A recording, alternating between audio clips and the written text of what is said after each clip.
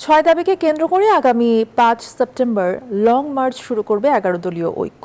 ৫ September Dhaka থেকে চট্টগ্রাম লাল দিঘি মাঠ পর্যন্ত লং মার্চের সকল প্রস্তুতি নিচ্ছে বিরোধী দল, এমনটা জানিয়েছেন জামায়াতের সেক্রেটারি জেনারেল মিয়া গোলাম পরোয়ার।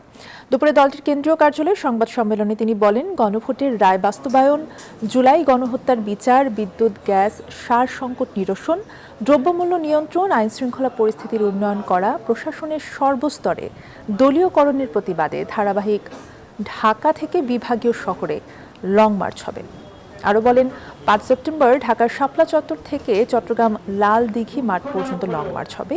পথে পথে ৬ থেকে ৭টি পয়েন্টে হবে পথসভা। হাজারেরও বেশি গাড়ি থাকবে লং মার্চের বহরে। Bashundhara public school and college ২০২৬ শিক্ষাবর্ষে ভর্তি চলছে।